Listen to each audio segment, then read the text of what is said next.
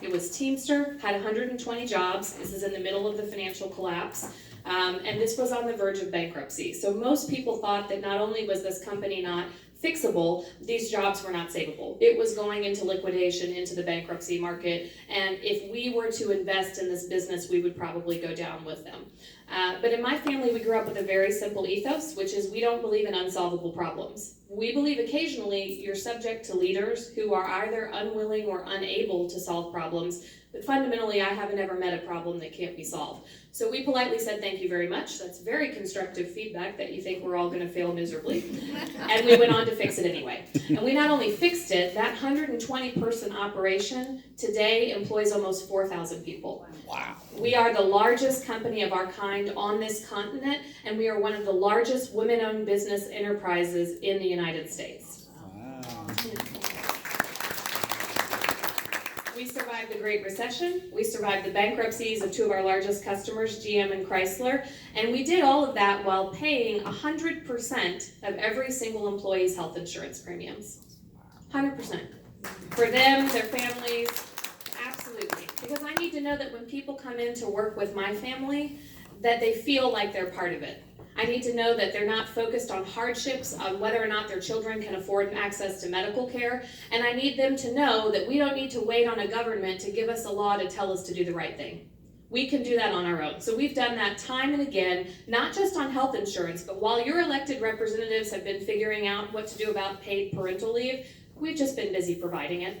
We give paid parental leave to every man and woman. It doesn't matter if they're gay or straight, if they're a birth parent or a foster parent or an adoptive parent. You get time on us because we think family matters. So again, my story comes out of fixing this incredible set of businesses that nobody thought were fixable. And then I look at our politics right now. And as a business person, I look at the numbers, right? Because I run an operations-driven business. I know exactly how many trucks I have going out per day, exactly how many employees, how much revenue per truck per mile. So let's look at the numbers in Georgia. And here are your numbers. We have 159 counties in Georgia. You guys are good Democrats. You probably already knew that. Did you know that 63 of them don't have a pediatrician? 63. 79 of them don't have an OBGYN. Yes. So right now we stop and we pause and we say, if all these fabulous women were in office, do we think that would be the case? Absolutely not. There's not a mom in the state that would put up with that nonsense. Not a mom in the state. There are 6 counties that are infinitely worse off. They have no physician whatsoever. We've lost 6 rural hospitals in the last 5 years alone. We have a record high in the history of the state of Georgia for foster children. 15,000 children in foster care right now. 800 of them in the last few months as a direct result of the opioid crisis. And while that number was going up, our state Senate and our state legislature were busy trying to discriminate against loving couples who wanted to give those kids a home. It is unconscionable what's happening. Not only that, we've underinvested in our public education by over $9 billion in the last decade.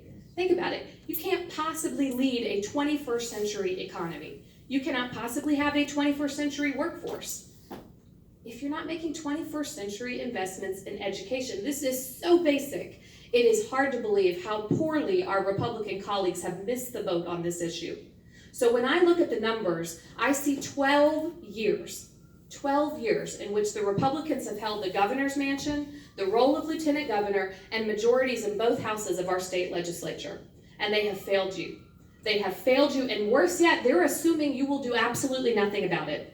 They're assuming you won't show up, you will give them no accountability, that their gerrymandered districts keep them safe from a comeuppance on these results. And what I'm saying is this year it stops. This year it stops. I am tired of hearing Republicans out on the campaign trail talking about how they're going to fix rural health care, talking about how they're going to fix rural broadband. We had kids at our event last couple of weeks ago in one of the rural counties telling us that they drive to the McDonald's parking lot to get Wi-Fi so they can do their homework. It's pretty hard to be competitive in that 21st century economy when that's how you're studying, right? So they're telling us they're going to fix it. My question to them is simple, and I haven't heard one of them respond to it yet. What the hell have you been doing for 12 years? While you were in absolute power in this state, you're not going to fix rural health care. You're not going to fix rural broadband. You've shown us for 12 straight years you were either unwilling, uninterested, or incapable. All of the above. Even better yet, I'm going to steal that from you and use it next time. So here's a simple question. Do we want to give them another chance? No. Oh, no. Yeah, me neither. In my business, what we would do is fire them. And we would replace them with a better leader, more capable of delivering results. And guys, it doesn't take me 12 years. I get 3 months. Every quarter, I have to go to Wall Street, my board of directors, my investors, and justify having my job based on the numbers, based on the results I've created. Your elected leaders shouldn't need the 4-year term, let alone 3 of them. We need to put up accountability in our government. We need a quarterly scorecard that lets you track the numbers, that lets you see how many people aren't getting insurance in the healthcare markets, that lets you know what those increases were in your health insurance, that tells you how your congressional representatives were voting. We've got to put that front and center in front of our people and let them go to the ballot box and do the thing that is the single most important role in our society, in our government, the role of citizen, and vote them out, because they don't deserve your support. And under my watch, I can promise you, if I come back in 4 years and ask for your vote again, and I haven't done every single thing I told you I would, vote for someone else. Hold me accountable too. And any candidate who won't make that promise to you doesn't deserve your vote. So look, we can answer questions as long as y'all have time for. That is a little bit about me. I'm a girl who grew up in a small town in the Ozarks, went all the way to the Harvard Business School based on a public education. I'm a public school parent in Cobb County. I'm the granddaughter of a 20-plus year public school teacher. I am the proud wife of a man who was not born in this country but chose to be an American. Chose to be here because he believed in the promise of the American dream, evidently more than a lot of our elected officials do. I feel a tremendous responsibility to make sure my children inherit the kind of democracy and civility and country my husband crossed an ocean for. And I am asking for your support on May 22nd. I will not let you down. I will demand results, not just from myself, but from everybody else in that Senate chamber. And I will stand up for the things we all know are right. The problem in Georgia has never been that we don't have the right shared values. The problem has been that we've had leaders who get into office and assume they're no longer beholden to you to keep those values front and center. So what can I answer for you? I'm proud to be here. I will literally answer anything. We joke a lot about this, but one of the great things about not being a candidate professionally, not being somebody who comes as a career politician, is I will still answer your questions. When you ask them, I assume I have to. So how can I help? What can I tell you about who I am? What do I need to tell you in order to earn your vote? Yeah, thanks. Can you tell us what you will do to support the LGBTQ community in our state? Absolutely. So I'm very proud to have the endorsement of 2 of the largest LGBTQ organizations in Georgia, both Georgia Equality and the Georgia Stonewall Democrats. I'm a proud table captain at the HRC Gala. And candidly, I've been way ahead of the Democratic Party on marriage equality. And so for me, I think we've got to do something very basic. We've got to look at whether or not our businesses are living up to their end of the bargain on pay equity. Number one of the first things I did when I took over our business in 2014 was order a massive pay equity study. We checked to make sure that there was no discrimination, and where or if there were problems, we fixed it immediately. That is absolutely critical, and discrimination has no place in this state. We need to get rid of RFRA. We need to get rid of these discriminatory adoption laws. They come up every year like a bad set of termites. I don't get it. We got to get rid of it. Let's exterminate it once and for all. This should be a state where there is no opportunity for you to get away with that kind of nonsense and continue to hold an elected office or run a business. Full stop. So, absolutely. Great question. Yes, sir. So, if after Election Day it turns out that the governor is a man, we'll be able to work. Welcome to my world, working in trucking. Would that be an issue? Oh, no.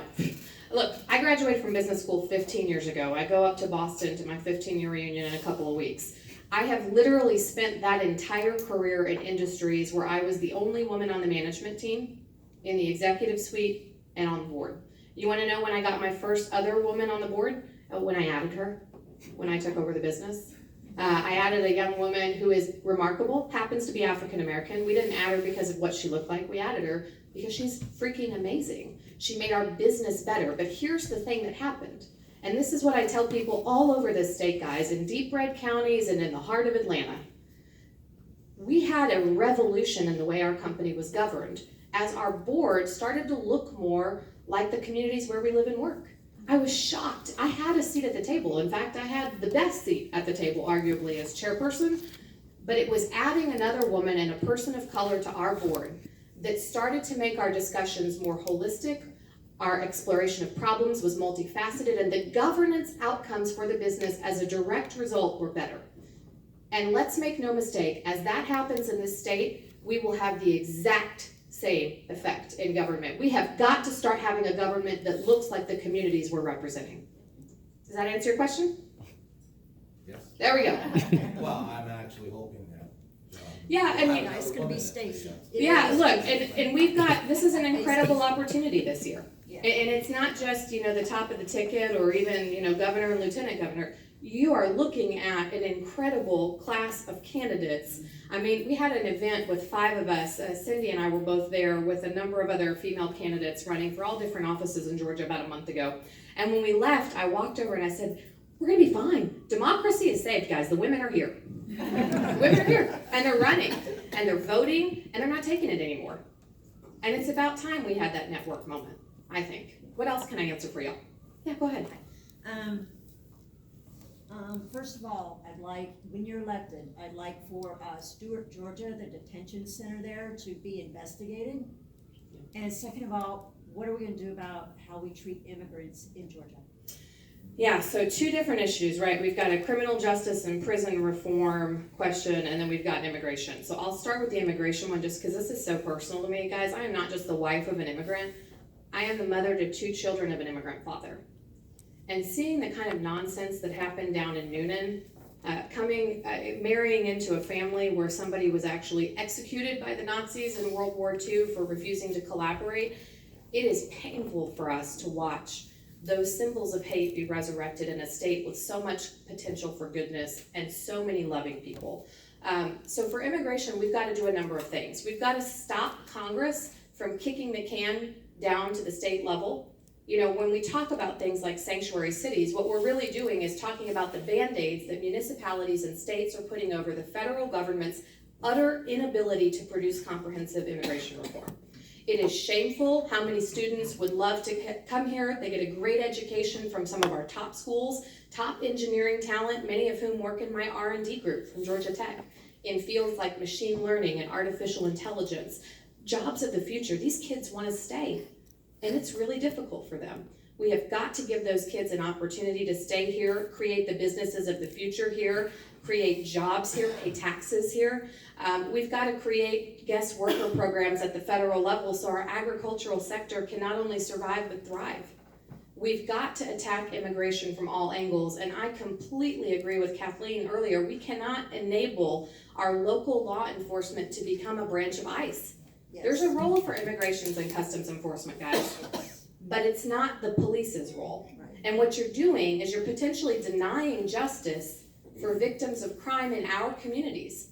Because as people stop cooperating with local law enforcement investigations because they fear they're going to be deported, then you're potentially denying justice to the victims of crime in our communities. There are 2 different functions for a reason, and the federal government needs to get off its duff and do its job.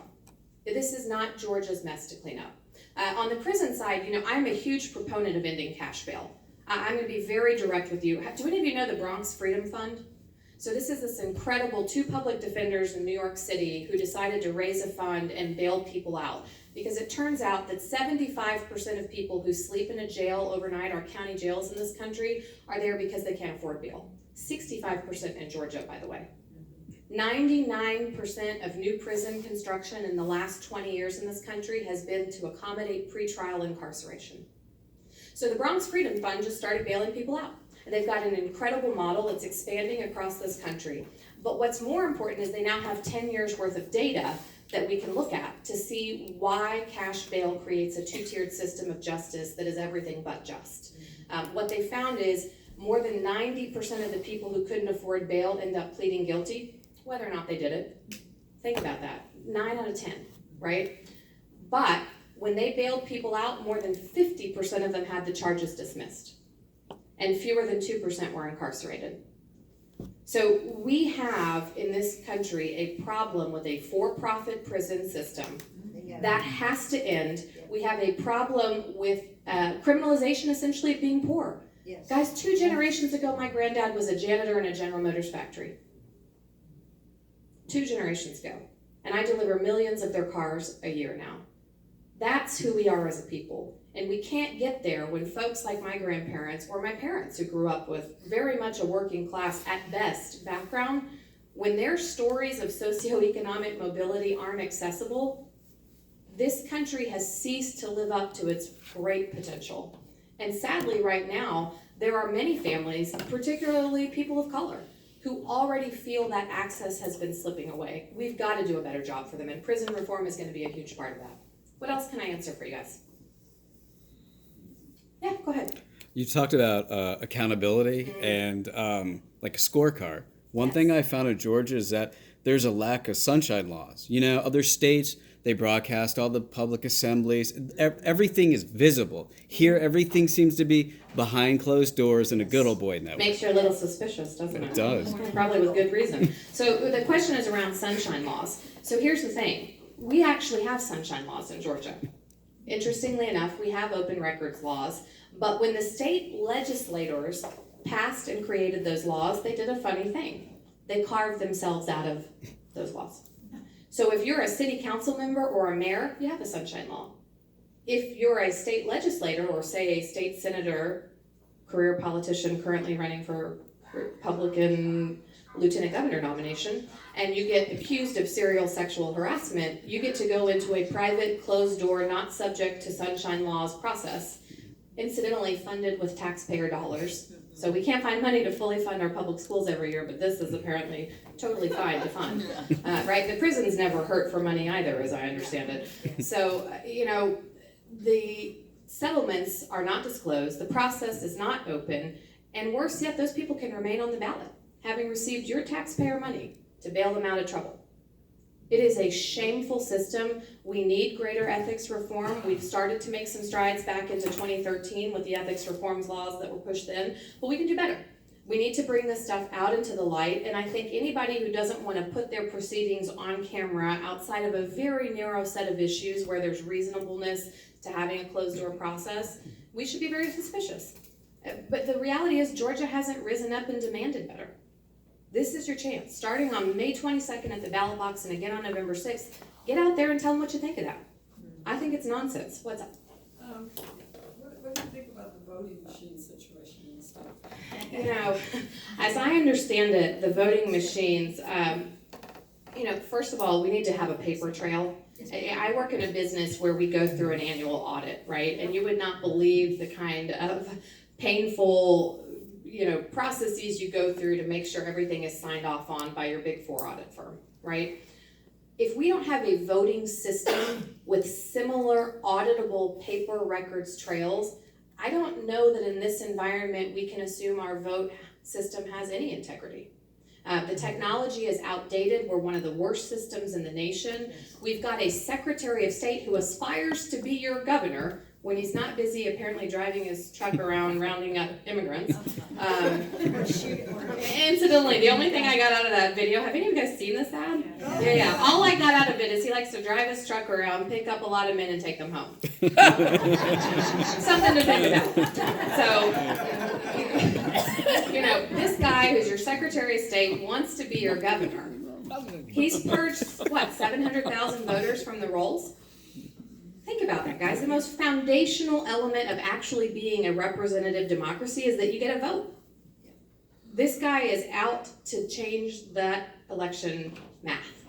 In his favor, of course, right? Because that's convenient for his politics. But we can do better. We've got to get those voting machines updated. We need an auditable paper trail. And we need a Secretary of State who actually thinks they work for you. Time for one more? Yeah, there we go. Last question. I thought I saw a hand in the back, but might have just been a stretch. This is a huge privilege to get to do this. I have traveled all over the state. We are going into deep red counties as well as doing our work with our fellow Democrats. But here's a funny thing that I'll tell you, and I want you to feel the energy of this and take it with you to the ballot box and bring your friends. We are seeing county parties for the Democratic Party launched out of our events in counties where there wasn't a county party. We are seeing papers in Gainesville and Greene County out by Reynolds Plantation, in Cobb County yesterday, do incredible coverage of our campaign. And it's not just about the fundraising we've done or the endorsements. Those are great. This is about being a little d Democrat, not just a big D Democrat. We have had the opportunity to be on the front lines of defending the kind of system of government we all want to live in. You know, and the reality is we don't have to be a passenger. You're just like the drivers in the Mack trucks every day. You've got a vote and a voice, and if we put them to use, we can make sure our kids inherit the kind of future that they're worthy of. And all it takes is for us to show up. It's a small thing to ask. I'd encourage y'all to check us out. Our website is Sarah for Georgia, SARAH, FOR Georgia.com. I'm on Twitter and Facebook at Sarah Riggs Amico. Send me questions, email me, send us a note. We actually respond. I take great pride in going out and meeting with people and using the sort of 2 ears, 1 mouth in the proportions God gave them to us. So tell us your thoughts, tell us where you want to focus, help us spread our message, and most importantly, please vote. I'd love your support on May 22nd. I'm super grateful to have the opportunity to be here tonight. So thank you guys very much.